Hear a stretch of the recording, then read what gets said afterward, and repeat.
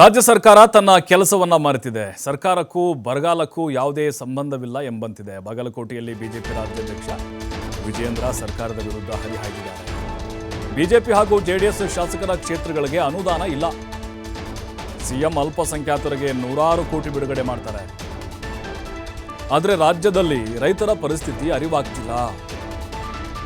ಸಿದ್ದರಾಮಯ್ಯ ಸರ್ಕಾರ ಹೊಸ ಯೋಜನೆಗಳನ್ನೇ ಹಾಕಿಲ್ಲ. ಜನ ಲೋಕಸಭಾ ಎಲೆಕ್ಷನ್ನಲ್ಲಿ ಉತ್ತರ ನೀಡ್ತಾರೆ ಅಂತ ವಿಜಯೇಂದ್ರ ಸಿಎಂ ಸಿದ್ದರಾಮಯ್ಯ ಹಾಗೆ ಸರ್ಕಾರದ ವಿರುದ್ಧ ವಾಗ್ದಾಳಿ ನಡೆಸಿದ್ದಾರೆ. ಅಲ್ಲಿ 100 ಕೋಟಿ ಕೊಡ್ತೀವಿ ಅಂತಾರೆ. ಆದರೆ ರೈತರಿಗೆ ಕೊಡೋಕೆ ಇವ್ರ ಹತ್ರ ಹಣ ಇಲ್ಲ. ಬರಗಾಲಕ್ಕೂ ಸರ್ಕಾರಕ್ಕೂ ಯಾವುದೇ ರೀತಿಯಾದಂಥ ಸಂಬಂಧ ಇಲ್ಲ ಅನ್ನೋ ಥರ ಈ ಸರ್ಕಾರ ನಡೆದುಕೊಳ್ತಾ ಇದೆ ಅಂತ BYV ವಾಗ್ದಾಳಿ ನಡೆಸಿದ್ದಾರೆ. ಕಾಳಜಿ ಇಲ್ಲದೆ ಇರತಕ್ಕಂಥ ಸರ್ಕಾರ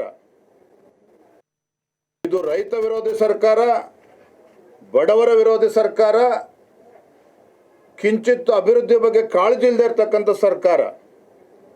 ಕಾರಣ ಏನಪ್ಪ ಅಂತ ಹೇಳಿದ್ರೆ, ಯಾವುದೇ ಒಬ್ಬ ಶಾಸಕರಿಗೆ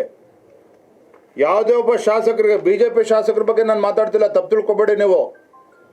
ಕಾಂಗ್ರೆಸ್ ಪಕ್ಷದ ಶಾಸಕರ ಕ್ಷೇತ್ರಗಳಲ್ಲೂ ಕೂಡ ಆ ಶಾಸಕರುಗಳು ತಲೆ ಎತ್ಕೊಂಡು ಓಡಾಡದೇ ಇರತಕ್ಕಂಥ ಪರಿಸ್ಥಿತಿ ರಾಜ್ಯದಲ್ಲಿ ನಿರ್ಮಾಣ ಆಗಿದೆ.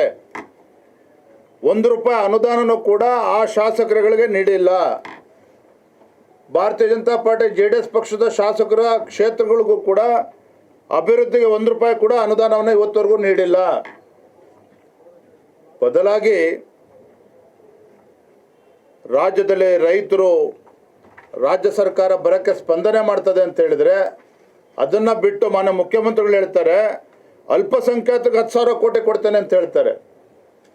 ಮೊನ್ನೆ ದಿನ ಅಲ್ಪಸಂಖ್ಯಾತರಿರ್ತಕ್ಕಂಥ ಬಡಾವಣೆಯಲ್ಲಿ ಮೂಲಭೂತ ಸೌಕರ್ಯಕ್ಕೆ 1,000 ಕೋಟಿ ರೂಪಾಯಿನ ನಾನು ಕೊಡ್ತೇನೆ, ನೀವು ಕಾರ್ಯಕ್ರಮವನ್ನು ಅನುಷ್ಠಾನ ಮಾಡಿ ಅಂತೇಳಿ ಮಾನ್ಯ ಮುಖ್ಯಮಂತ್ರಿಗಳು ಹೇಳ್ತಾರೆ.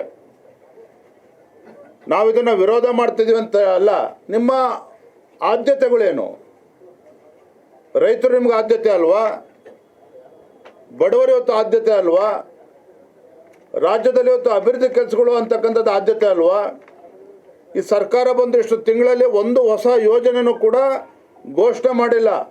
ಒಂದು ಯೋಜನೆಯೂ ಕೂಡ ಘೋಷಣೆ ಮಾಡಿಲ್ಲ ಮಾನ್ಯ ಮುಖ್ಯಮಂತ್ರಿಗಳು ಸಿದ್ದರಾಮಯ್ಯನವರು, ಕಾಂಗ್ರೆಸ್ ಸರ್ಕಾರ. ಇದು ರೈತ ವಿರೋಧಿ ಸರ್ಕಾರ, ಬಡವರ ವಿರೋಧಿ ಸರ್ಕಾರ, ಕಿಂಚಿತ್ ಅಭಿವೃದ್ಧಿ ಬಗ್ಗೆ ಕಾಳಜಿ ಇಲ್ಲದೆ ಇರತಕ್ಕಂಥ ಸರ್ಕಾರ. ಕಾರಣ ಏನಪ್ಪ ಅಂತ ಹೇಳಿದ್ರೆ, ಯಾವ